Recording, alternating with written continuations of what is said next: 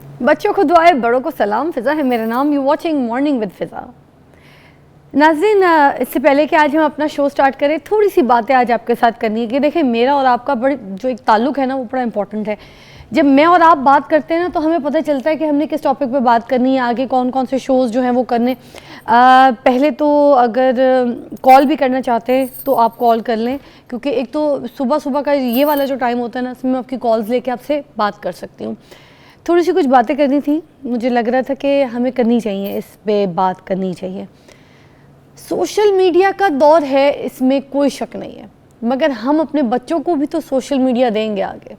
छोटे छोटे बच्चे हैं, अभी नहीं तो कल उन्होंने भी सोशल मीडिया को देखना है या सोशल मीडिया पे आना है। सोशल मीडिया से बहुत से लोग कुछ सीख भी रहे हैं, और बहुत से जो लोग हैं वो सोशल मीडिया से बर्बादी की तरफ जा रहे हैं। हम अपने बच्चों को नेगेटिविटी नहीं देना चाहते, हम अपने बच्चों को सिर्फ पॉजिटिविटी देना चाहते हैं।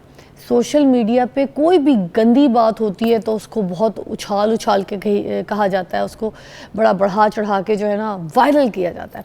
सोशल मीडिया पे कोई अच्छी बात होती है तो उस पर बिल्कुल पर्दा डाल दिया जाता है, उसको सामने नहीं लेकर आते, उस पर बात ही नहीं करते, उसको तरजीह नहीं देते। तो जब अच्छी बात को फैलाएंगे नहीं, अच्छी बात को उछालेंगे नहीं, तो फिर वो फैलेगी कैसे, वो वायरल कैसे होगी। आपने किसी के कान में अच्छी बात डालनी है, आपने किसी के कान में बुरी बात नहीं डालनी है। अच्छा, एक दो कुछ ऐसी बातें हैं जो मुझे लग रहा था कि मुझे करनी चाहिए, मैं अभी तक इस टॉपिक पे शायद बात नहीं कर रही थी। वो ये कि हम बहुत सी चीज़ें करते हैं अपने शो पे, हम बहुत से काम करते हैं, हम बहुत से ऐसे मसाइल को डिस्कस करते हैं। जब हम बात कर रहे होते हैं ना, तो हम बड़े सेंटी हो जाते हैं, हम बड़े तकलीफ़ में चले जाते हैं। हम उस फेज़ में आके फिर हम दूसरे की सिचुएशन में ढल के बात करते हैं। तो बहुत से जो लोग हैं उसको बहुत पॉजिटिव लेते हैं, बहुत से लोग उसको नेगेटिव लेते हैं। अब इस बात में भी पॉजिटिविटी नेगेटिविटी क्या है भाई, सिंपल सी बात है। मैं आपको एक बात कहती हूँ, आप मेरी बात से मुत्तफ़िक होइएगा। जब होंगे आप एक पेज पे आके समझेंगे तो आपको बात समझ आएगी। देखिए, पूरे सोशल मीडिया पे अगर कोई बुरी बात करता है ना, अगर आप उसको तनकीद करते हैं ना कि यार ये बुरी बात कर रहा है, इसने गलत किया है, ये गलत चीज़ प्रमोट कर रहा है, यार ये तो यहाँ पे नशे तमाशों को डिस्कस कर रहा है, नशे तमाशों को बेच रहा है, ये तो गलत बात बता रहा है, ये कह रहा है रिश्तों में फूट डालो, रिश्तों में ऐसी हरकत करो, ये तमाशे करो, ठीक है, उधर तलाक ले लो, उसके साथ झगड़ा करो, सास के मुंह पे थप्पड़ मार दो, या फिर बहू को धक्के मार के निकाल दो, ठुड्डे मार के घर से, ठीक है। अगर मैं ऐसी बातें बोलूँ तो, या कोई और भी बोले, तो आप रोके, आप बताएं भाई ये गलत है, ये क्या बकवास है। मगर अगर पूरे सोशल मीडिया पे कोई भी बंदा, नॉट ओनली सेलिब्रिटी या सोशल इन्फ्लुएंसर या कोई यूट्यूबर, कोई भी अच्छी बात करे ना, तो उसको तरजीह दे, उसे फैलाए, उसे ये मत कहे कि यार पागल हो गई है, यार पागल हो गया। ये भी मत देखे कि वो इंसान बुरा है या अच्छा। अगर बुरा इंसान भी अच्छी बात कर रहा है, प्रमोट करें। बुरा इंसान बुराई प्रमोट कर रहा है, फ़ौरन रोके। ये पहल करें, ये काम करें सोशल मीडिया पे, फिर आप देखें इसमें चीज़ों में बैलेंस हो जाएगा। पूरी दुनिया में सोशल मीडिया है, पूरी दुनिया उसके पीछे जा रही है, उसके पीछे पागल है, काम कर रही है, चीज़ें लगा रही है, अपना टैलेंट दिखा रही है, स्किल्स दिखा रही है। दुनिया के बिजनेस सोशल मीडिया पे हो रहे हैं, ठीक है, चीज़ें अपनी ऑनलाइन बेची जा रही हैं, काम हो रहा है, प्रमोशन हो रही है, मार्केटिंग हो रही है, ठीक है, लोग अपना स्किल्स टैलेंट दिखा रहे हैं और माशी मसाइल डिस्कस कर रहे हैं, सब कुछ हो रहा है। मगर उसका इस्तेमाल पूरी दुनिया में सही हो रहा है, सिवाय हमारे मुल्क के। हमारे पास तो एआई और सोशल मीडिया एक ऐसी चीज़ हो गई है, चैट जीपीटी, कि हमें लगता है कि वो नहीं है, जैसे सास कोई बहू भी आके लेकर आई और पसंद कोई नहीं थी, मगर ज़बरदस्ती रखना पड़ रहा है क्योंकि बेटे ने शादी कर ली। हम तो ऐसे बिहेव कर रहे हैं, क्यों कर रहे हैं हम ऐसे? मेरे ख्याल से इन चीज़ों में पड़ने के बजाय, इन चक्करों में कि इसने क्या किया था, उसने साली ने क्या कपड़े पहने थे, है उस बंदे ने किससे शादी कर ली, उसने उसको डिवोर्स क्यों दे दी, इसने दूसरी शादी क्यों कर ली, इसने ये क्या किया, हाय इनके बच्चे अभी तक नहीं हुए। भाई छोड़ दें इन चीज़ों को, भाई दुनिया से बहुत आगे निकल गई है।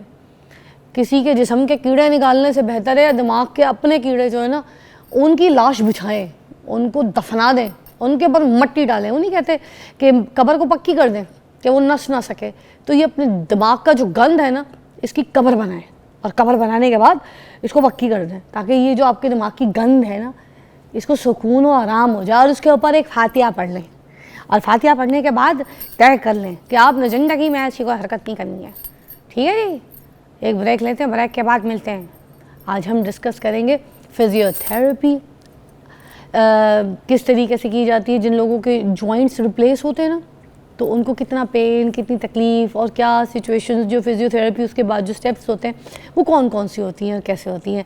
तो हम आएंगे अपने कंटेंट की तरफ। हम तो वही काम करेंगे जो हमें करने को कहा गया है, जो हमें दिल को अच्छा लगता है। हम तो आपके मसाइल और अपने मसाइल डिस्कस करेंगे, हमें लोगों के अंदर के कीड़े नहीं निकालने।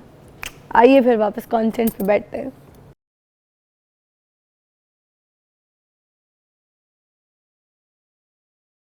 Welcome back, you watching morning with Fiza और नाज़रीन। आज हम बात करेंगे ये जो नी रिप्लेसमेंट होती है, जॉइंट का पेन होता है, नया घुटना डल जाता है, आपको पता है, तो उसके बाद की जो एहतियात होती है, उसके बाद की जो फिजियो होती है, उस पर लोग फोकस नहीं करते और ना ही उसको सही तरीके से करवाते हैं, जिसकी वजह से उनके घुटने जो है ख़राब हो जाते हैं। अच्छा, एक तो ये बात कि जॉइंट रिप्लेसमेंट करानी क्यों पड़ती है, क्यों ये ज़रूरी है? क्या हम ऐसे ही करा लेते हैं क्योंकि दर्द बर्दाश्त नहीं होती, या हमें सही ट्रीटमेंट का नहीं पता, या फिर ये सिर्फ फिजियो से भी ठीक हो सकता है? जो भी सिनेरियो है, सबसे पहला तो यही सवाल बनता है कि जॉइंट रिप्लेसमेंट बनती क्यों है और किस स्टेज पे, किस सिचुएशन में आके करानी पड़ती है। तो हमारे पास मौजूद हैं प्रोफेसर डॉक्टर शम्सुल हक, फिजियोथेरेपिस्ट हैं, हमारे साथ मधु हैं।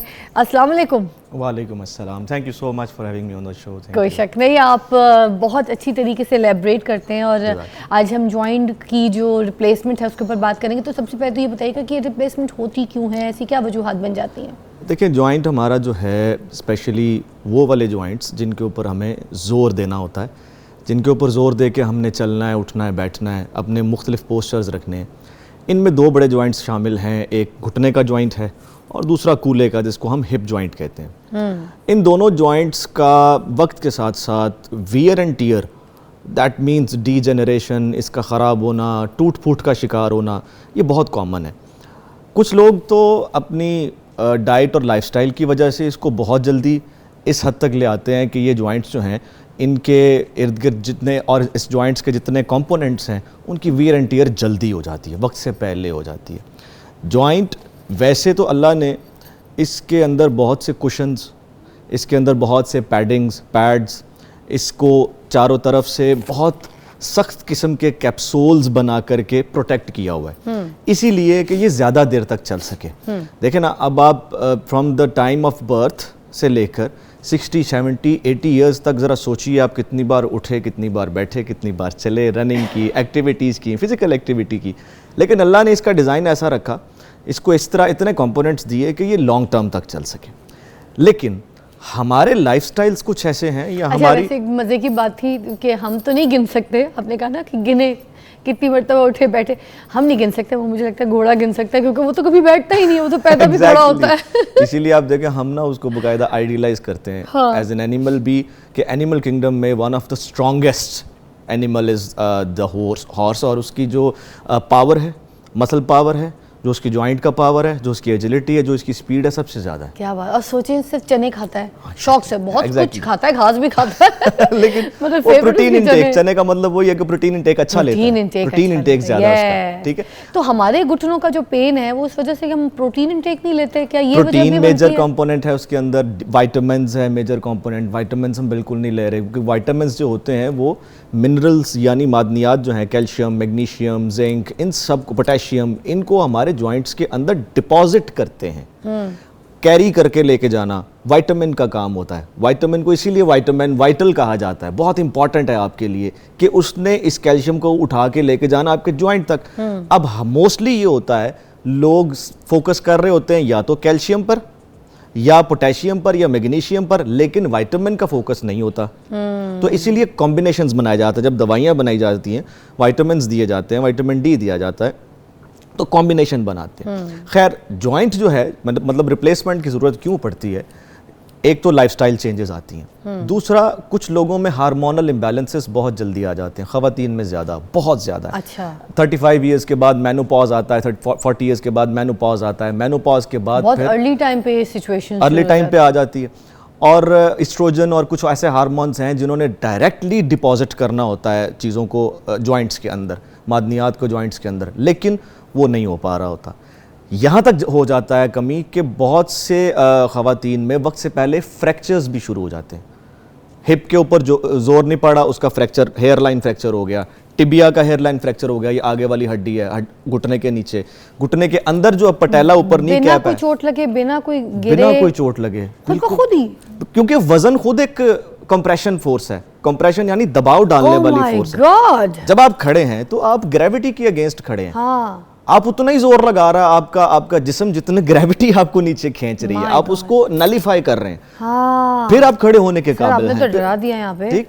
सो थिंग इज के जिस वक्त ख़वातीन में इतने हार्मोन्स का लेवल कम होता है और वो एहतियात नहीं करती, ना अपनी डाइट और ना अपनी एक्सरसाइज, दोनों में मतलब केयर नहीं रखती, अपना लाइफस्टाइल बैलेंस नहीं करती, तो फिर वक्त से पहले यह हालत आ जाती है कि उनको हार्मोन रिप्लेसमेंट थेरेपी पे जाना पड़ता है। हार्मोन्स भी रिप्लेस करने पड़ते हैं और जॉइंट घिसते घिसते घिसते घिसते इतना घिस जाते हैं कि उसके अंदर कार्टिलेज, उसके कुशन, उसके पैड, उसकी जितनी फोर्सेस थी जिससे जॉइंट ने पुल लिया हुआ है वो पुल खत्म हो जाता है। फिर आखिरी बात है, फिर लॉक हो जाएगा, फंस जाएगा, फिर चलेगा नहीं। लोग यानी आखिरी निशानी बता दूं कब रिप्लेस करवाना है, जब घुटना फंस गया, लॉक हो गया। एक ब्रेक लेंगे, ब्रेकिंग न्यूज़ है, उसके बाद दोबारा ज्वाइन करेंगे। आज नी रिप्लेसमेंट के ऊपर बात करें, उसकी फिजियो के ऊपर बात करें और क्यों करवानी पड़ती है ये भी गौर से सुने।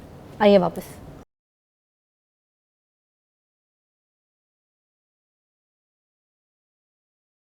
Welcome back. आज नी रिप्लेसमेंट के ऊपर बात कर रहे हैं, घुटने की दर्द जो बाद में फिजियो होती है उसके ऊपर बात कर रहे हैं। डॉक्टर शम्स हमारे साथ मौजूद हैं। डॉक्टर शम्स, हम ये पूछना चाहेंगे कि after surgery what are the safe exercises you recommend? Sure. सबसे पहले जो है ना, सर्जरी के बाद जो टास्क होता है एक पेशेंट के लिए वो ये है कि वो अपनी उसी जॉइंट की रेंज मींस कि जितना हम उसको मूव कर सकते हैं उसने वो मुकम्मल रिस्टोर करना है, वापस लाना है। जाहिर है जब सर्जरी होगी आगे से कट लगेगा, बैंडेज होगी, स्टिचेस होंगे, उसके ऊपर ब्रेस लगा दिया जाएगा और उस टांग को बिल्कुल सीधा कर दिया जाता है। लेकिन अगर हम अपने जिस्म को किसी भी हिस्से को इस तरह से फिक्स कर देते हैं, बांध देते हैं, तो फिर वो कमज़ोर भी हो जाता है। वो वक्त के साथ साथ उसके पावर कम हो जाती है, मसल्स की पावर कम हो जाती है, मसल्स टेक्निकली इनहिबिट होना शुरू हो जाते हैं, ब्रेन का कनेक्शन ख़त्म होना शुरू हो जाता है। उसके बाद जोड़ के अंदर स्टिकी सब्सटेंसेस बनना शुरू हो जाते हैं, जोड़ के अंदर एडहेजन्स बन जाती हैं, फिर वो जुड़ जाता है वहीं पे। मतलब हम उसके बाद उसको दोबारा पहले से ख़राब सिचुएशन तक ला सकते हैं, पहले से वर्स हो सकती है सिचुएशन। इसीलिए माना यह जाता है कि फिजियोथेरेपी का रोल इस नी की सर्जरी के बाद 60 to 70% है। सर्जरी तो हो गई, लेकिन अब उसको चलाना, उस नी के चारों तरफ के मसल्स को एक्टिव करना, वापस बैक टू लाइफ लाना, वो एक फिजियोथेरेपिस्ट का काम है। अच्छा, ये जो इसके ऊपर ये जो जॉइंट्स है, इधर हाइलुरोनिक वगैरह के जो इंजेक्शंस हैं वो काम करते हैं? क्या लगाए जा सकते हैं? बिल्कुल लगाए जा सकते हैं। Yes, it is a gel and it is a lubricant. एक लुब्रिकेंट है। अगर आप ग्रेड 2 के ऊपर हैं, यानी 50% of your joint is okay and 50% is wear, 50% में वियर एंड टियर ज़्यादा है, 50% आपका ओके है, तो आप वहाँ पे हाइलुरोनिक एसिड यूज कर सकते हैं। Is it worth, right? Yes, it is very good. क्योंकि काफ़ी लोगों को ये चीज़ नहीं पता, इसलिए मैंने खास अभी डॉक्टर साहब से भी कंफर्म किया। हाइलुरोनिक एसिड जो होता है, जिसको आप डर्मेटोलॉजिस्ट के पास जाके लगवाते हैं ना, लोग फेस के ऊपर इस्तेमाल करते हैं, उसकी क्रीम्स, उसके सिरम्स इस्तेमाल करते हैं। अगर वही चीज़ अगर आप अपने घुटनों पे एज इंजेक्शन उसको इंजेक्ट करवाते हैं, तो वो जिस तरीके से डॉक्टर साहब ने कहा है कि वो मॉइस्ट का काम करता है और आपके जॉइंट जो है उनके लिए हम प्रोलोथेरेपी कहते हैं। इस तरह से कि हम उसको न्यूट्रिएंट डायरेक्ट दे रहे हैं, तो डायरेक्ट न्यूट्रिएंट देके हम उसको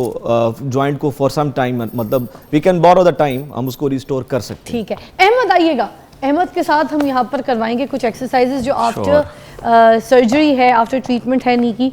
तो आइए जी, आप यहाँ पे कर सकते हैं। ये फिजियो आप देख लें जो डॉक्टर शम्स यहाँ पे बता रहे हैं, ये किस स्टेप के लिए बता रहे हैं, किस पेन के लिए? आफ्टर पहली बात तो ये है कि आपने घबराना नहीं है। हाँ, ठीक है, घबराना नहीं है।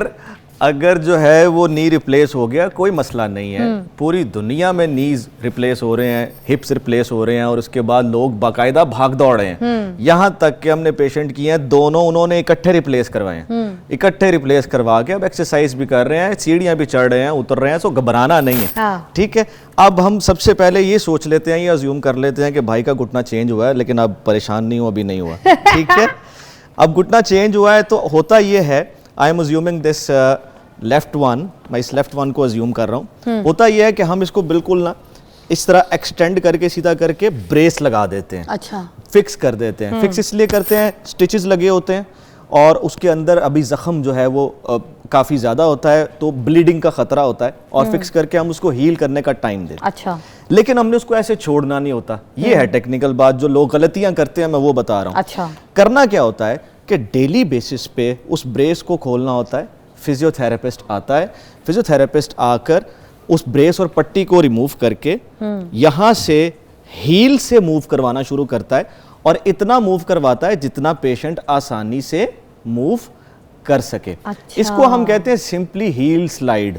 ओके, हील को स्लाइड कर रहा हूं मैं फॉरवर्ड और बैकवर्ड, और फर्ज कीजिए कि अभी इनका घुटना अच्छा, सिर्फ ये इतना जो ही आप अलाउ करवा कर रहे रहा हैं, प्रेशर आपने इनको नहीं दिया हुआ मैंने body कोई में? प्रेशर नहीं दिया। ओके। इसको हम कहते हैं कि नॉर्मल रेंज ऑफ मोशन जो इनकी बॉडी पेन फ्री इस वक्त अलाउ करेगी। मैंने यूं तो नहीं ना करना, मैं ये नहीं कर सकता, नहीं, ठीक अच्छा। है। अगर इस तरह करूंगा मैक्सिमम बेंडिंग भी होगी, स्टिचेस में पेन आएगा, शदीद दर्द ठीक उठ है। जाएगा, और यहाँ तक कि जो इम्प्लांट लगाया होता है अंदर, यानी जो घुटना नया लगाया है, वो भी टूटने का खदशा होता है। Okay, so that is why एक एक्सपर्ट फिजियोथेरेपिस्ट का भी वहां पे जरूरत होती है। तो ये वाली चीजें जो आप रेकमेंड कर रहे हैं, ये वो नहीं है कि जो बंदा खुद घर पे इस तरह से कर ले, इसको एक बार पूछना जरूरी है ना? Once you should take up a guideline from a physiotherapist, एक फिजियोथेरेपिस्ट से गाइडलाइन जरूर लेने की जरूरत है।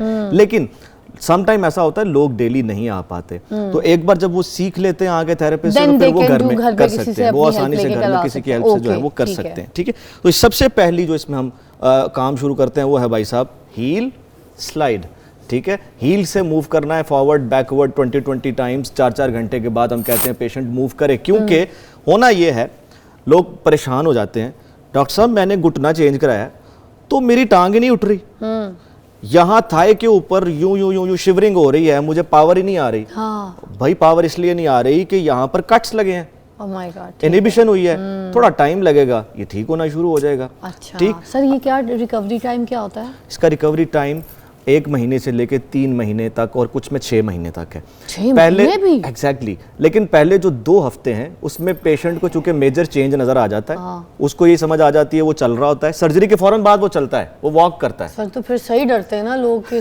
ना ही वो रिप्लेसमेंट। नहीं देखें, अल्लाह ना करे अगर किसी का घुटना बिल्कुल ही जुड़ गया, चल ही नहीं रहा, वो और हर वक्त दर्द है, वो ज्यादा दर्दनाक है या ये ज्यादा दर्दनाक है, आप ये सोचें। हाँ, ये भी तो जो बैठ गया बिल्कुल, जो कुछ भी नहीं कर पा रहा, ना उठ पा रहा, ना चल पा रहा, हर वक्त अपने घुटने पकड़ के बैठा हुआ है, जो खातून या जो बंदा जो भी है, तो वो हर वक्त की दर्द से उसे हम कहते हैं कि भाई 2 हफ्ते बर्दाश्त अब वो कर लो। रिप्लेसमेंट जो है आप कह रहे हैं किसी को 6 महीने भी लग जाते हैं, सपोज किसी को 6-7 महीने लग गए, उसके बाद जब ये रिप्लेसमेंट हुई है, ये दर्द गया है, ये ठीक हुआ है, ये एक्टिव हो गया है, तो फिर जैसे आपकी मेरी नॉर्मल एक्टिव लाइफ है, वो ये बंदा ये life complete normal active life, जितना आपने घुटना बेंड किया हुआ इतना पूरा बेंड होता है, रियली पूरा चलता है, कोई परेशानी नहीं आती। मसला ये है कि हम स्टेजेस में चलते हैं ना, हम स्टेजेस में लेके चलते हैं कि पेशेंट को पूरी रेंज और पूरी पावर मिले।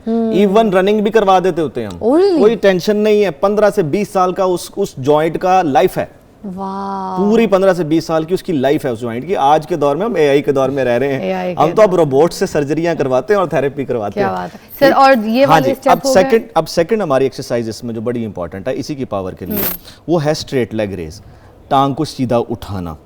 इसमें मैं आपकी हेल्प कर रहा हूं, लेकिन हेल्प नहीं की जाती। पेशेंट को कहा जाता है होल्ड करें, आपका जोर लग रहा है टांग को उठाते हुए, थोड़ा सा लग रहा है, ज्यादा तो नहीं लग रहा। यही इसकी टेक्निकल बात है कि बहुत ज्यादा जोर, अगर मैं इसको और ऊपर ले आऊंगा तो आपकी पावर बढ़ जाएगी, जोर आपका ज्यादा लगेगा, प्रेशर ज्यादा आएगा, ठीक है। दूसरी ये एक्सरसाइज है। तीसरी एक्सरसाइज है, आप करवट लें,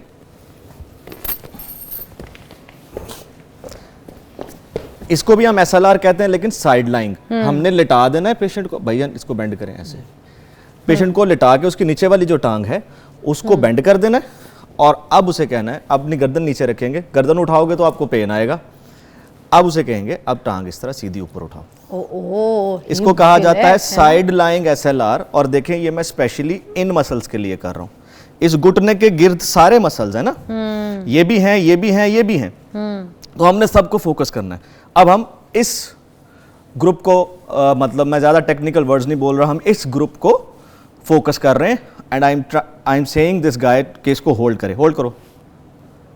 अभी होल्ड रखेगा, अब पावर में आना शुरू हो जाएगा। इससे नी के इस साइड से क्या ताल्लुक है, इधर से? देखें ये नी पूरा कॉम्प्लेक्स है, ठीक है, ये देखें अब आप सीधे हो जाए, मैं आपको समझाता हूँ। आपको किधर आ रहा था प्रेशर? साइड पे। साइड पे आ रहा है। हाँ जी। तो फिर इससे साइड ये यहाँ से हिप से लेकर यहाँ तक जहाँ इसका घुटना है, जी। पूरे मसल्स का बैंड है, ग्रुप है। ओके, वो बाकी आप यहाँ साइड आकर- की करवा यहाँ रहे हैं बिल्कुल ना? साइड पे आके यहाँ पर अटैच होता है। आईटी बैंड्स भी होते हैं यहाँ पे। अच्छा। यहाँ पे साइड के और भी बहुत से मसल्स हैं जिन्होंने यहाँ पे आके अटैच होना है। अच्छा। घुटना सर्कमफ्रेंशियल जॉइंट है, यही लोगों को समझाने की जरूरत है। हाँ। मैं इसीलिए स्पेशली आज घुटने की इस रिप्लेसमेंट पे बात करना चाह रहा था। लोग बहुत परेशान होते हैं, पता नहीं क्या हो गया डॉक्टर साहब, यूं टांग नहीं उठ रही, यूं नहीं उठ रही, ये नहीं हो रहा, ये नहीं हो रहा। भाई सारा कुछ चलाओगे तो होगा। क्यों? क्योंकि चारों तरफ है, ये घुटना चारों तरफ है, सर्कल है पूरा, ये पीछे के मसल भी हैं, हमने वो भी चलाने हैं। हाँ, साइड के भी हाँ, हैं। ये वाली हाँ जी। बात भी, ये कैसे? अंदर के भी हैं, वो भी चलाने हैं। ये कैसे? ये भाई अब उल्टा लेटेंगे। हाँ, क्योंकि ये भी बड़ी ज्यादा इंपॉर्टेंट चीज है घुटने के साथ।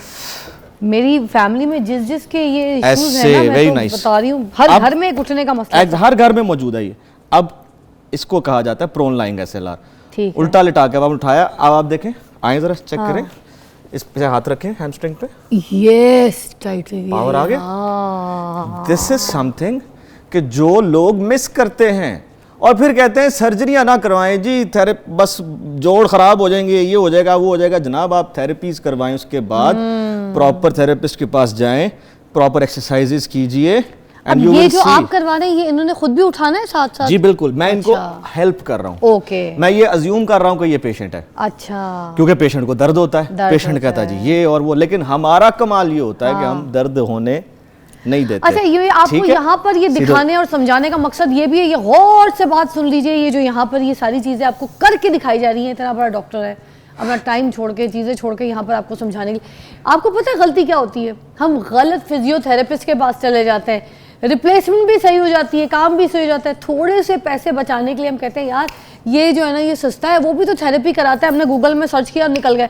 हमें ना उसके पुप्पे का पता होता है, ना उसके आबाओ अजदाद का पता होता है, डिग्री ठीक है? का भी नहीं पता होता। हाँ, किसी का डिग्री भी है कि नहीं है। हाँ, पता ही नहीं ऐसा होता। भी और होता। जाके हम जब बैठते हम ये नहीं कहते भाई अपनी रिपोर्ट दिखाएं, आप देखें, लोगों से पूछें, जान पहचान करें, पता करें कि कौन अच्छा फिजियोथेरेपिस्ट है और फिर जाकर अपनी फिजियो करवाएं। अगर आपकी फिजियो सही नहीं हुई ना, आप सारी जिंदगी ठीक नहीं हो सकते। एग्जैक्टली, वो जोड़ एक बार हिल गया, उसकी अंदर जो इम्प्लांट लगा है वो ठीक नहीं हुआ, आप रीडू पे लगे रहेंगे और फिर वो वेस्टेज में जाना शुरू हो सर जाएगा। मेरा ये बचपन में हाथ टूटा था, ठीक है, ये बिल्कुल जॉइंट से, आपको पता है जॉइंट से हाथ टूट जाने के बाद बहुत मुश्किल से ठीक होता No है। doubt। बांग्लादेश में रहती थी मैं जब टूटा था, देखे ये हाथ ऐसे होता है, ये हाथ ऐसे नहीं होता, पूरा ये भी यहीं नहीं तक होता। रुकता है। ये अब रेंज फ्लॉप नहीं आई ना, देखें, आई ये वही बात है, ये रेंज पूरी उस थेरेपिस्ट ने नहीं ली। क्योंकि फिजियो नहीं करवाई सही से, गलत फिजियो के पास जाने की वजह से। तो अब ये देख ले, मैं हाथ मेरा में आपका पूरा बेंड नहीं होगा, नहीं होता और मैं टुंडी हो गई हूँ, देखा जाए इसको टुंडा कहते हैं। अच्छा, अब आपने करना ये होता है कि 7 से 14 दिन में, परेशान ये भी नहीं होना कि जी पूरा घुटना क्यों नहीं बैंड हो रहा, मैंने तो चेंज करवा लिया है। ओ भाईजान, इसको लगेगा टाइम। अच्छा। 2 हफ्ते में कम से कम आप यहाँ से यहाँ तक आएंगे, ओके, 30 डिग्री 40 डिग्री तक आ जाएंगे। अच्छा। फिर 4 हफ्ते में हम इसमें सर्जन्स के साथ राब्ते में होते हैं, उसने सर्जरी की होती है, वो हमें गाइड कर रहा होता है कि अभी नहीं इतनी जल्दी रेंज लेनी, क्योंकि अंदर प्रोसीजर जरा डिफरेंट होते हैं। फिर वो हम अगले 2 हफ्ते में कहते हैं डॉक्टर साहब हम 90 पे ले आएंगे, 90 डिग्री पे ले आएंगे। फिर हम कहते हैं कि डॉक्टर साहब हम 120 पे ले आएंगे। ओके। फिर हम कहते हैं डॉक्टर साहब 130 पूरी रेंज लेंगे। सही। ये पूरी रेंज है और ये सारा काम और ये फिजियो सारा काम फिजियो का है, जिसमें उसने 2 से 3 माह लगाना क्या है। बात। और सर, फिर जाके उसने एक ब्रेक लेंगे, ब्रेक के बाद वापस आते हैं तो कुछ एक्सरसाइजेस तो आपको बता दी, कुछ और भी इंफॉर्मेशन जो आपको बताना जरूरी है, उस पर लोग बात नहीं करते, उस पर करेंगे। अच्छा भाईजान बैठ जाएं, तो ब्रेक लेते हैं, ब्रेक के बाद आपको ज्वाइन करते हैं नी रिप्लेसमेंट और उसके बाद की फिजियो के ऊपर बात करें, जो कि सबसे इंपॉर्टेंट होती है। फिजियो सही नहीं होती है तो नी बर्बाद है, ऑपरेशन कराने की कोई जरूरत नहीं है। Take a break.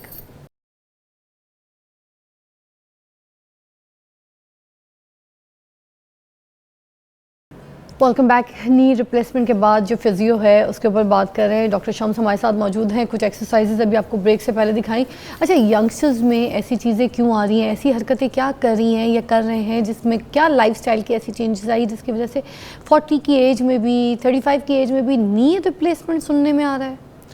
देखें, क्वाइट ब्रॉडर डोमेन क्वेश्चन, इसमें बहुत सी चीज़ें आप ऐड कर सकते हैं। मैं बार बार लाइफस्टाइल को इसलिए ऐड करता हूँ क्योंकि ज़्यादातर आपका हैबिट्स ही होती हैं जो आपको स्पॉइल करती हैं। अब खाने में सारे कहते हैं, अब बच्चे हैं छोटे, उनसे हम सीखते आ रहे हैं, किताबों से पढ़ते आ रहे हैं, आपने कार्बोहाइड्रेट्स लेने हैं, आपने प्रोटीन्स लेने हैं, आपने विटामिन्स लेने हैं, फ्रूट्स लें, जूसेस लें, पानी का इंटेक ज़्यादा रखें, अपने आप को हाइड्रेटेड रखें, ठीक है। आपने जॉइंट्स के लिए स्पेशल प्रोटीन्स इंटेक के लिए आपने कभी कीमा भी इस्तेमाल करना है, कभी मटन इस्तेमाल करना है, कभी आपने बीफ इस्तेमाल करना है, हाई इंटेक भी कभी आपको चाहिए। लेकिन हमारे यहाँ प्रॉब्लम ये है, एक तो ये रेस्टोरेंट्स ने बड़ी माजरत के साथ ये जो ऑफ़र सिस्टम शुरू हुआ है ना, और जो पैकेज सिस्टम शुरू हुआ है, और ये जो टेंटलाइजिंग किस्म के जा के वो वीलॉग्स बना के लोगों को इन्होंने मूव किया, यंगस्टर्स को मूव किया अपने ऑडियंस बनाने के लिए, इन्होंने सवाए जंक के कुछ नहीं खिलाया इन्हें। सारी बच्चियां माजरत के साथ, बहुत सी स्पोर्ट्स वुमन को मैं जानता हूँ, बहुत से स्पोर्ट्स मैन को मैं जानता हूँ जिनके साथ जो मेरे क्लाइंट्स हैं, आप उनसे ये पूछें कि आप क्या एक नॉर्मल बंदे का भी डाइट लेते हैं? नहीं लेते। आप इतना पानी पीते हैं कि वो 8 से 10 गिलास? नहीं सर, बस लगे रहते हैं, जाते हैं वहाँ दफ्तर में चाय पी लेते हैं, कहीं पे मतलब बैठे हो चाय पी लेते हैं, कॉफ़ी ले लेते हैं। मतलब आपका डाइट से शुरू होकर, अच्छा फिर उन्हें ये पूछें कि आपका स्क्रीन टाइम कितना है? बहुत ज़्यादा है। अच्छा रात को आप कब सोते हैं? सुबह 4 बजे।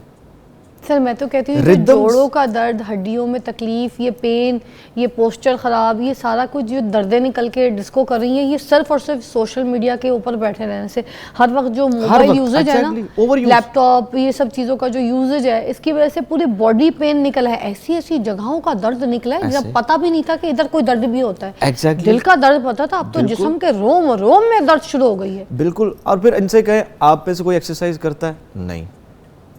आप खेलने गए हैं तो उससे पहले आपने 30 मिनट से लेके 1 आवर का जो आपका एक डिसाइडेड वार्म अप है, आप करते हैं? नहीं। आपने किसी कोच से गाइडेंस ली है? आपने कितने ओवर्स दिन के अंदर करने हैं? नहीं। लाइक वेरी रिसेप्टिव ऑडियंस, हम जिस ऑडियंस को डील कर रहे हैं बड़ी ही रिसेप्टिव है वो, मतलब उसको पता भी है कि मैं गलत हूँ, लेकिन वो अपने आप को चेंज भी नहीं करना चाहते। अभी रिसेंट आपको एक बात बता रहा हूँ कि एक क्लाइंट आया मेरे पास, उसके साथ एक और बंदा, उसका अटेंडेंट आप कह लें, वो मौजूद था। अब वो उसको बार बार कह रहा है, मुझे कह रहा है कि डॉक्टर साहब प्लीज़ इसको कुछ ऐसा कहें कि ये बात ही मान जाए। आप लोग मतलब सुनना ही नहीं चाहते, आपको बता के आप सोशल मीडिया भरा पड़ा है, ठीक है। आप हमारे ही चैनल, हमारे जो प्रोग्राम है वही देख लें, भरा पड़ा है इन्फॉर्मेशन जितनी अब तक आप लोगों को दे दी है। आप ज़रा गौर कीजिएगा, कमेंट्स आ रहे होंगे, हाँ जी हर कोई अपनी अपनी दुकान चला रहा है। भाई साहब ये दुकान किसके लिए है? फायदा तो आपका कर रहे हैं, हम यहाँ बैठे हैं, आप बैठे हैं, इतना खर्चा एक्सपेंडिचर करके इंफॉर्मेशन दे रहे हैं, हम आप लोगों को बताने की कोशिश कर रहे हैं कि खुदा का वास्ता अपने आप पे रहम करें। क्या बात है, हम पे ना करें। क्या बात है। Thank you so much doctor Shams, आप ऑल द वे आते हैं लोगों की रहनुमाई के लिए, उनकी मदद होती है। मैं कहती हूँ आप इतना टाइम निकाल के लोगों को सिखाते हैं, बताते हैं एक्सरसाइजेस और उनकी केयर्स बताते हैं। Thank you so much for coming. और आपसे मुलाकात करूँगी एक ब्रेक के बाद। हमारे साथ रहिएगा, आज एक ज़बरदस्त, बल्कि 2 ज़बरदस्त सिंगर्स गेस्ट हमारे साथ मौजूद हैं और उनकी क्या मज़ेदार स्टोरी है, साथ सुनते हैं ना, आइए।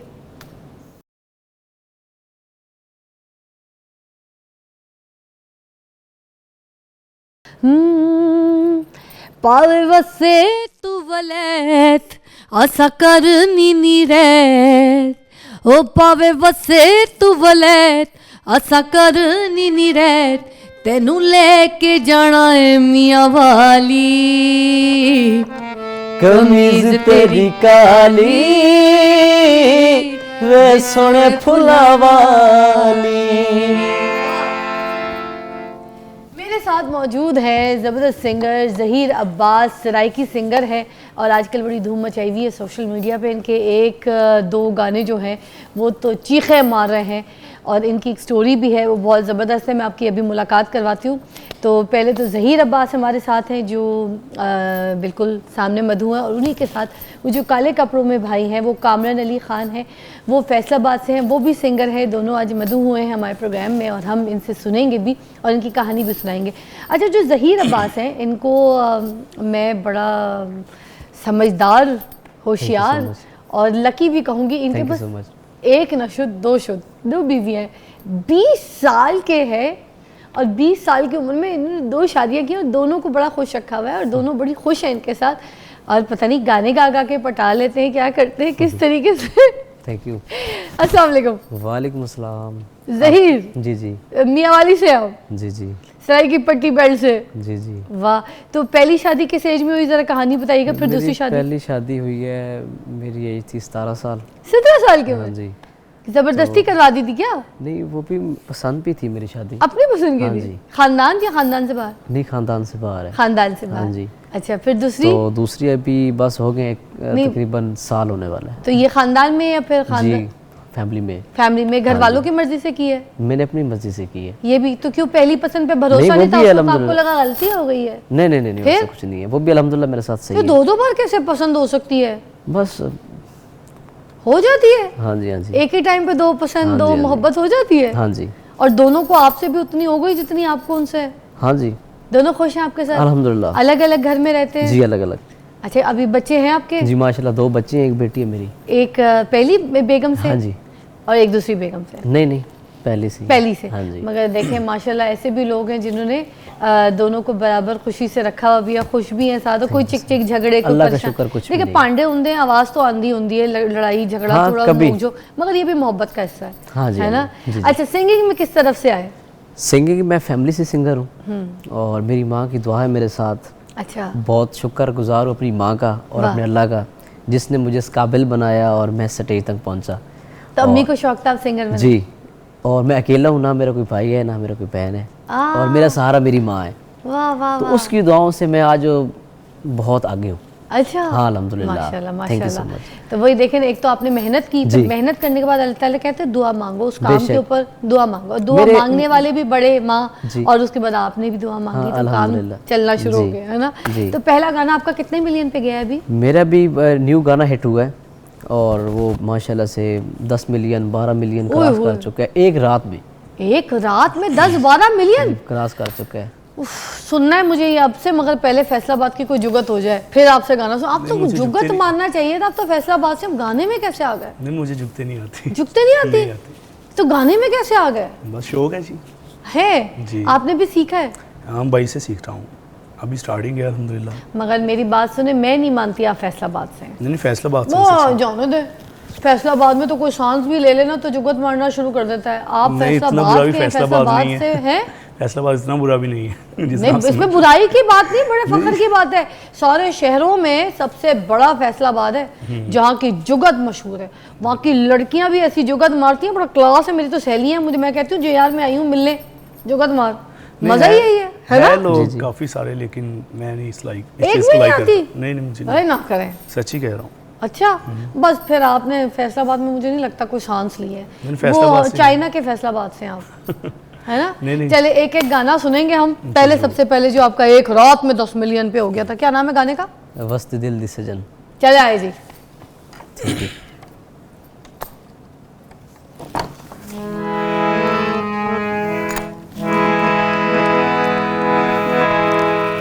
वसद दिल दी सजर हो इंज तबाही न कर, वसद दिल दी सजर इंज तबाही न कर, हथ जुड़े दी पैया बेवफाई न कर, वसद दिल दी सजर सबनू छोड़ा है चुनिया मैं तैनू, दुख ना दे तू जुदाई दे मैनू, मान त्रोड़ी न तू वे जग हसाई न कर, मान त्रोड़ी न तू जग हसाई न कर, हथ जुड़े दी पैया बेवफाई न कर, वसद दिल दी सजर। आपके लिए तेनू चांदी हाँ ते चांदी रासा, बन के नौकर मैं कदमा च बासा,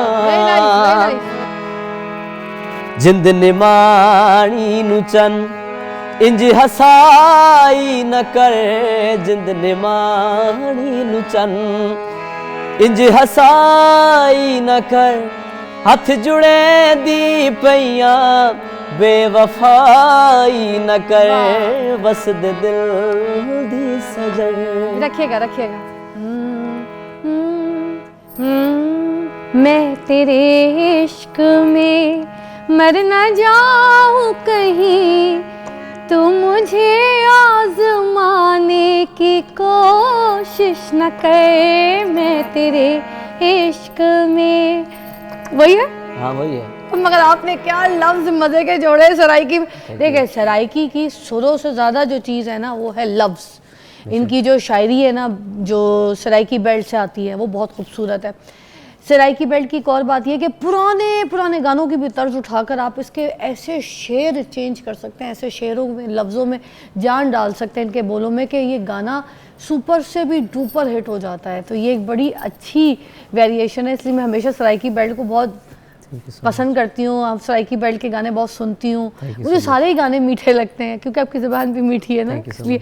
आप क्या सुनाना चाहेंगे? मैं जी मैडम नूरजहां की गज़ल सुनाऊंगा आपको। अच्छा नीयत है शो। सुनाए जी। बाजे चाहिए आपको? नहीं बादशाह मतलब मैं पानी डाल दूंगी इस पर। डाल ये जुगत्ती फैसलाबाद की मैंने मार दी। चले जी। नीयते शोक भर न जाए कहीं, नीयते शोक भर न जाए कहीं, तू भी दिल से उतर न जाए कहीं, नीयते शोक बर न जाए कहीं। और अंतराव की नजर है जी। आज देखा है बहुत देर के बाद, आज देखा है बहुत देर के बाद, आज का दिन गुजर न जाए कहीं, तू भी दिल से उतर न जाए कहीं,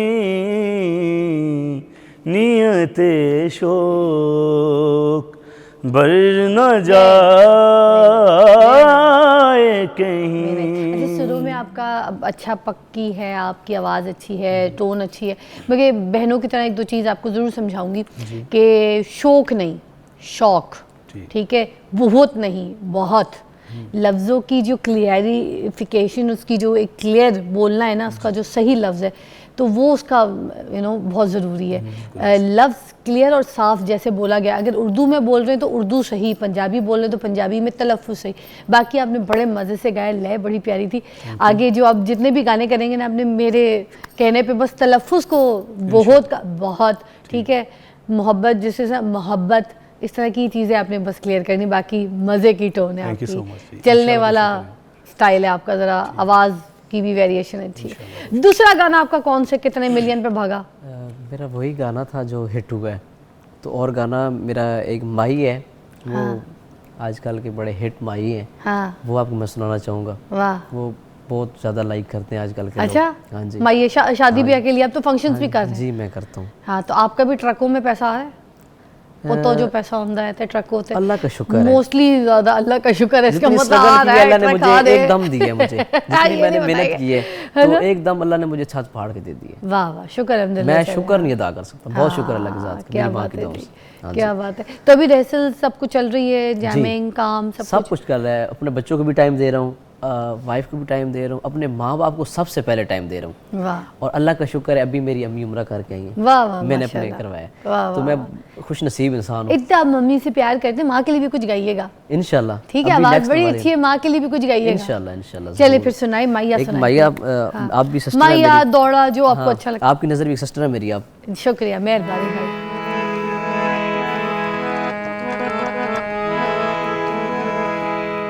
छल मेरा जी ढोला में कोई वाल न चोड़े नी, ते थोड़े नी जिंदगी दे माया दुखी कर छोड़े नी, ते थोड़े नी जिंदगी दे माया दुखी कर छोड़े नी। आपकी नजर जी चल मेरा जी ढोलावे कोई सावा पानो सी ते दिल दी नगरी दा कदम आया मेहमानो सी वाह जी ते दिल दी नगरी दा कदा ढोल मेहमानो सी। वाह जी अल्लाह चकरम करे सी मौला चकरम करे सी। वे दिल कमला है वे दिल झल्ला परेशान न होया कर वे परेशान न होया कर।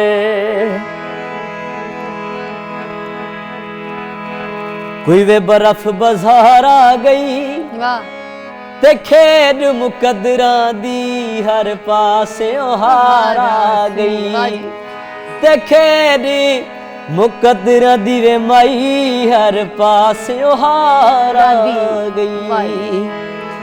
अल्लाह चकरम करे सी मौला चकरम करे सी।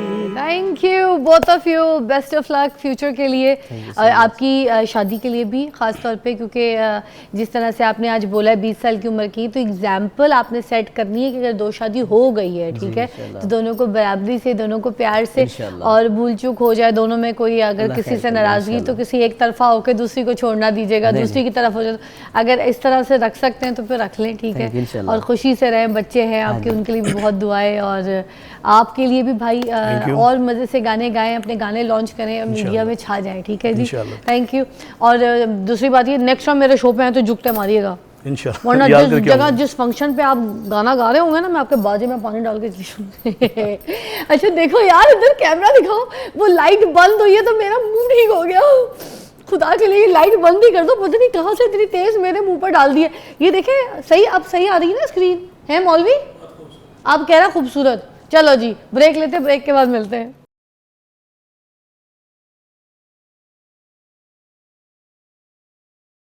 Okay, welcome back, you watching morning with Fiza. Professor doctor Kashif Faraz साहब हैं, साइकोलॉजिस्ट हैं, हमारे साथ मौजूद हैं, और आज मैंने इनको बड़े इंपॉर्टेंट टॉपिक पे बात करने के लिए मदऊ किया है। नाज़रीन, जैसे कि मैं आपको बोल रही हूँ ना, आफत की तरह हम बात फैला देते हैं, कोई गंदी बात हो, कोई गलत बात हो, कोई नेगेटिव बात हो, तो हम गंदी बात को तो ऐसे तरजीह देते हैं यार, वायरल कर रहे होते हैं, हम करते हैं वायरल, कोई और नहीं करता, हम बैठ के सोशल मीडिया को स्क्रॉल कर करके एक एक बच्ची जो है वायरल कर रही है। अच्छा, जो अच्छी बात है उसको नहीं करते, ये तो हमने देख लिया है। इसी तरीके से सोशल मीडिया का इस्तेमाल कर रहे हैं हम, पूरी दुनिया में ऐसे नहीं हो रहा, मगर हमारे मुल्क में इसको इसी तरह से इस्तेमाल, वो जो पप्पे कुटने बनी हुई है ना, वो हम सोशल मीडिया नया नया हमारे हाथ लग गया, हम पप्पे कुटने बन गए।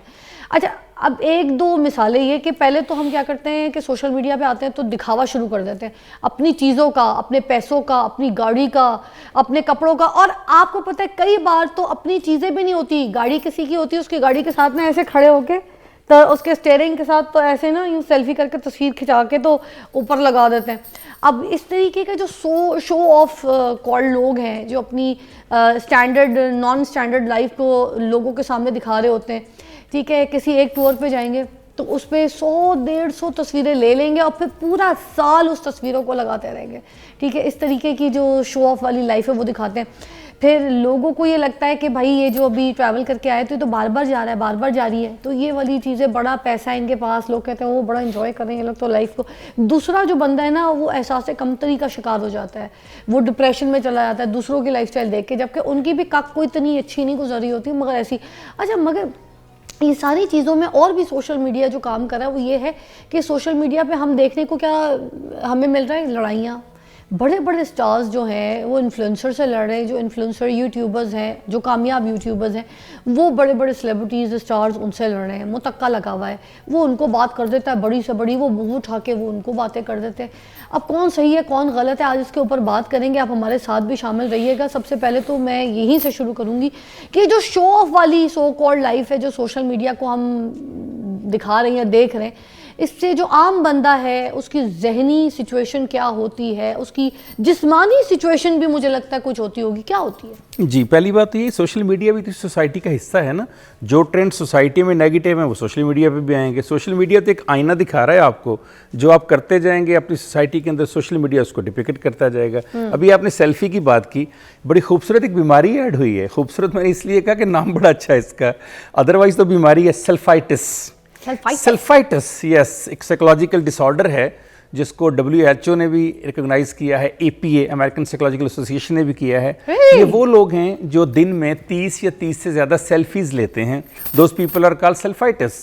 और कहा गया है कि ये बाकायदा नफ्सियाती मरीज़ हैं। अच्छा। यानी इनको बाकायदा ट्रीटमेंट की ज़रूरत है। वाई? बिकॉज ये हर वक्त अपने जिस्म के मुख्तलिफ हिस्सों को अच्छा दिखाने की कोशिश करते रहते हैं। जैसे अभी आपने कहा 100-150 तस्वीरें खींचते हैं, उसमें से सेलेक्ट करते हैं ये दिखानी ये नहीं दिखानी। जहाँ रियलिटी होगी उसको पीछे कर देंगे, फिल्टर कर देंगे चीज़ों को। नहीं, सेल्फी कल्चर जो है ये मार्केटिंग का हिस्सा, डिजिटल मार्केटिंग का हिस्सा नहीं है। वो एक अपनी जगह मौजूद है। जो है स्टेटस बन गया, एक सिंबल। वो एक अपनी जगह मार्केटिंग स्ट्रेटजी का अपनी जगह देखिए ना, उसके लिए पता चलता है कि आपने कितनी ली हैं और वो सारी लगा दी हैं।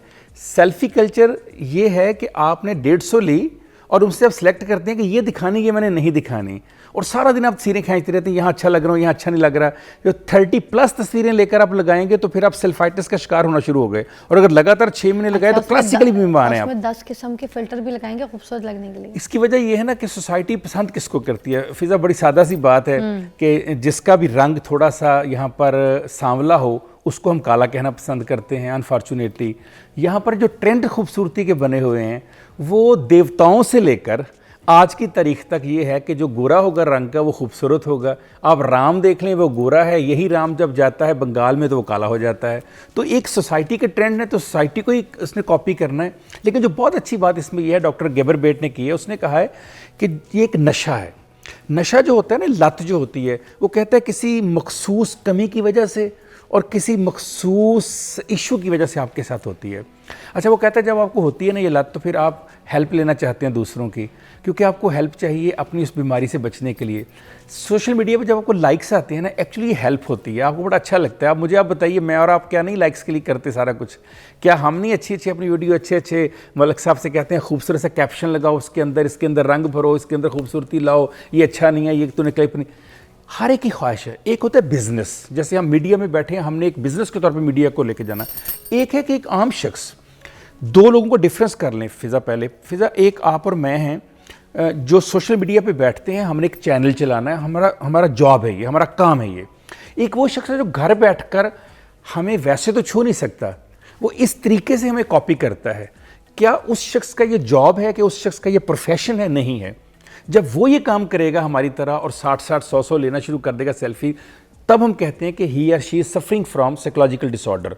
तो इसका बहुत बड़ा प्रॉब्लम ये है। शोबिस से रिलेटेड लोग नहीं, शोबिस से हटके जो लोग ये करेंगे, उनकी जिनकी जॉब नहीं उनकी है, बात कर रहा हूं मैं। मतलब ये वाली बात हो गई ना कि एक डॉक्टर है, ठीक है, उसका काम है सर्जरी करना, ऑपरेशन करना, पेशेंट को देखना। अगर हम जाके सर्जरी करना शुरू कर दें आम इंसान, तो लोग यही कहेंगे ना, पागल हो गए, दिमाग खराब हो गया है। वो क्या नाम है, फेस क्या आप कह रहे हैं, सेल्फाइटिस, क्या सेल्फाइटिस ये बीमारी है। तो ये फिर हम कहेंगे हमें भी हो गई। यही मैं कह रहा हूँ कि देखिए जिनका काम है उन्होंने तो करना है। एक मॉडल है, एक एक्ट्रेस है, एक गुलकारा है, उसने तो ये करना है, उसका काम है, उसका जॉब है ये, उसका प्रोफेशन है ये। लेकिन उसको देखकर जब एक आम आदमी, एक दुकानदार, एक साइकिल वाला, एक ठेले वाला, एक बिजनेस वाला, एक जॉब वाला, जब वो ये काम शुरू कर देगा तब हम कहेंगे ये एक बीमारी है। और फिर इसका एक टेन्योर है कि 6 माह। अब यहाँ तो 6-6 साल से लोग एक ही काम कर रहे हैं। प्रोफेसर, लाइमलाइट के पीछे तो सारे कुछ भूखे हो गए हैं। देखे ना, एक आम डॉक्टर को अपने डेंटिस्ट की भी दुकान खोलता है ना, तो उसको भी लाइमलाइट चाहिए, सो दैट उसको ब्रांड बनने का शौक है, फेमस होने का शौक है, तो सो दैट उसकी क्लिनिक पे जो है ना रश बन जाए। कोई डर्माटोलॉजिस्ट है, उसने लाइमलाइट में आना है पहले, ताकि उसकी डर्माटोलॉजिस्ट की,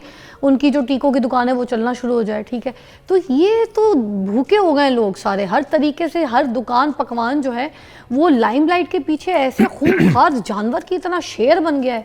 भूखा जानवर नहीं होता जिसके आगे को गोश्त डाल दो तो खां खूं करके खाएगा पागलों को। तो ये कहानी इस तरह की हो गई। लाइमलाइट क्या है? लपेदिक है। हम एक बड़ी काम की बात करते हैं, पीछे में आपको लेके जाते, बहुत सोचें, PTV का ज़माना होता था और उससे पहले रेडियो का ज़माना होता था, थिएटर होते थे। उस वक्त काम होता था, लोग पैसे टिकट दे के सिनेमा में जाके मूवी देखते थे, ये सब कुछ करते थे। मगर ये लाइमलाइट वाला चक्कर किसी आर्टिस्ट के पास भी नहीं होता था। उसको ये शौक नहीं था कि मैं लाइमलाइट का शिकार हूँ, मुझे ये, या भूख नहीं थी। ये तलब नहीं थी। आज का आर्टिस्ट भी तलबगार है लाइमलाइट का, उसको ये रहता है कि यार लाइमलाइट थोड़ी कम हो गई है यार, थोड़ी और ऊपर करनी है यार, ये बात कर दो यूं हो जाएगी यार, ये ना ये भूख हर के अंदर आ गई है। क्यों?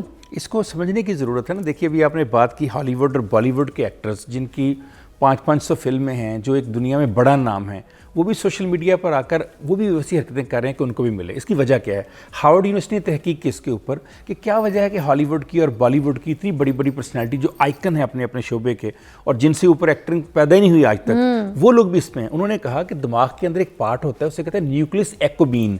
ये तब मुतहर्रक होता है जब आप कोकीन का नशा करते हैं।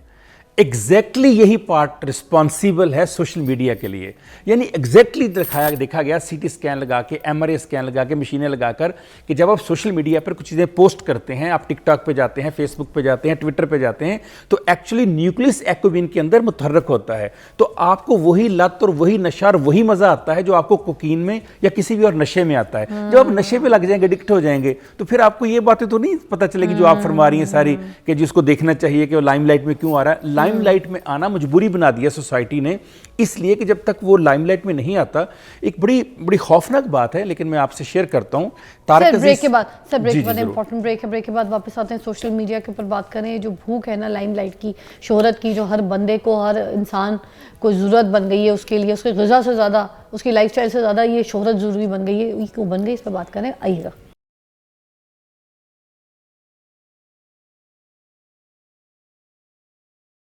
Welcome back. सोशल मीडिया के ऊपर बात कर रहे हैं काशिफ फराज साहब से।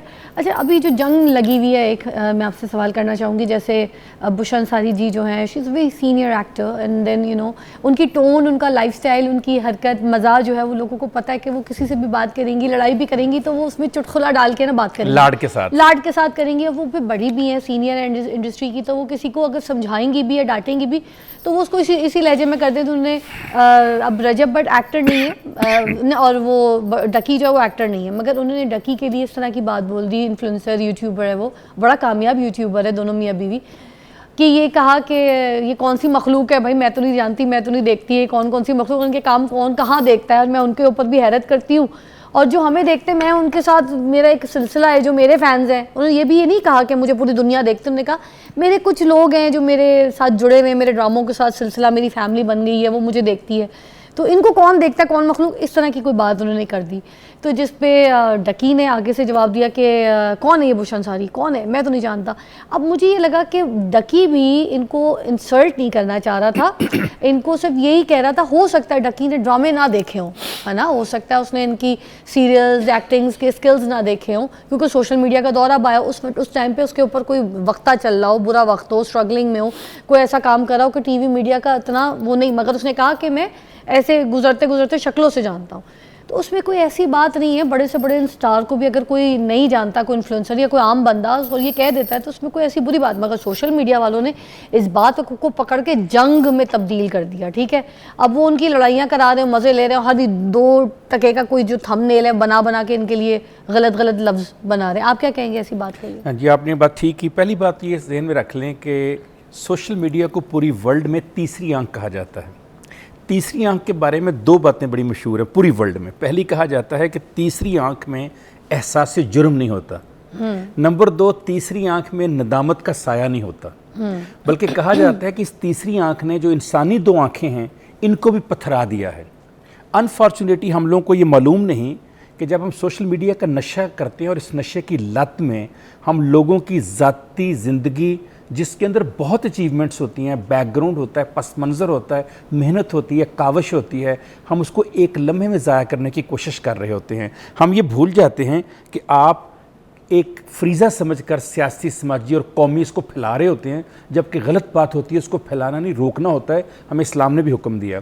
जो आपने पर्टिकुलर एग्जांपल दी है मुझे रजब की और बुशरा अंसारी साहबा की, पहली बात ये कि बुशरा अंसारी साहबा एक इतना बड़ा आइकन है टीवी का, इतनी बड़ी पर्सनैलिटी है, एक मैग्नेटिक पर्सनैलिटी है, ये मुमकिन ही नहीं है कोई कहे कि उनको नहीं जानता, पॉसिबल नहीं है। सोशल मीडिया पर तो वो खुद भी वीडियोस बनाती है, वो सोशल मीडिया के खिलाफ नहीं है। अच्छा, वो तो खुद अपनी लाइफस्टाइल की वीडियो बनाती है। दूसरी बात ये फिजा, इस तरह की बड़ी औरत खुदा की कसम मुझे कहे ना मजाक में कुछ भी, मैं उसे ऑनर समझूंगा।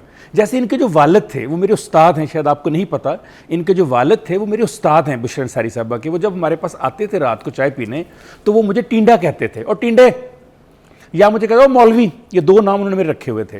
और मुझे आज तक इस पे फख्र है कि मैं आपको बता रहा हूँ, कभी हमने माइंड नहीं किया। क्यों माइंड नहीं किया? इसलिए कि उनकी मोहब्बत का एक अंदाज हुआ करता था, मोहब्बत का अंदाज था।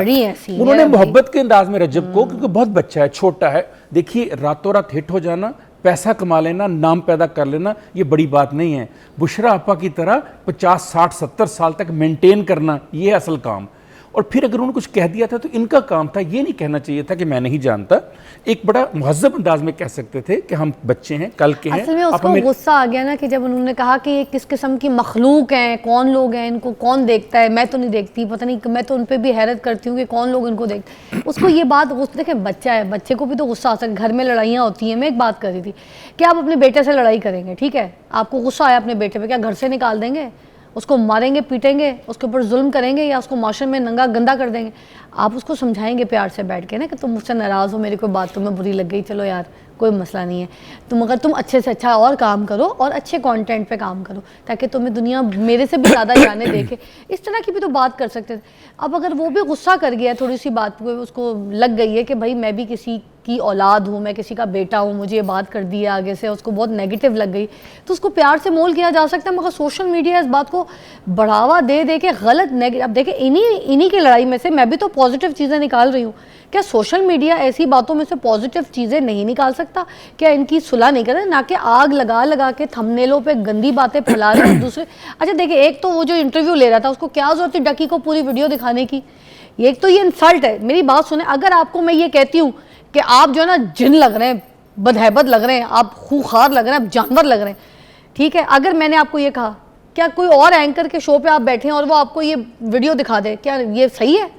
कि आपको कुछ भी कहा था तो मुझे साइड पे जाके बता देती कि वो ये कह रहा है, इंटरव्यू में बैठा के तो मुझे ये दिखा रहे हो। जो इंटरव्यू कर रहा है उसकी गलती है, उसने क्यों उस तरह के सवाल किया और इस तरह की क्यों वीडियो दिखाई, उसको गर्म किया कि लोग तो आपके बारे में ये बकवास करते, क्यों किया? एक काम ये किया कि नेगेटिव किया, चीज़ों को नेगेटिव तरीके से फैलाया। हम उसमें से पॉजिटिविटी क्यों नहीं निकाल लेते? जी, अब देखिए, अब एक और तरफ बहस चलेगी। अब आप बात जो कर रही हैं, इसे हम कहते हैं मीडिया लिटरेसी। क्या मीडिया लिटरेसी है? क्या आपने और मैंने, रियासत ने, हुकूमती इदारों ने मीडिया लिटरेट लोग पैदा किए हैं या वो लोग पैदा किए हैं जो जिसके हाथ में आज मोबाइल है? आपको पता है पाकिस्तान में कितने लोगों के पास मोबाइल है? थोड़ा सा कम्युनिकेशन का आपने पढ़ा है? इनका जो हमारी टेली कम्युनिकेशन अथॉरिटी है वो कहती है 16 करोड़ लोग सोशल मीडिया के साथ अटैच हैं। तो 16 करोड़ के 16 करोड़ अपने आप को फिजा अली समझते हैं, 16 करोड़ के 16 करोड़ बुशरा अंसारी, रजब भट्ट अपने आप को समझते हैं। इनको मीडिया लिटरेसी देना रियासत का और हुकूमती इदारों का काम था।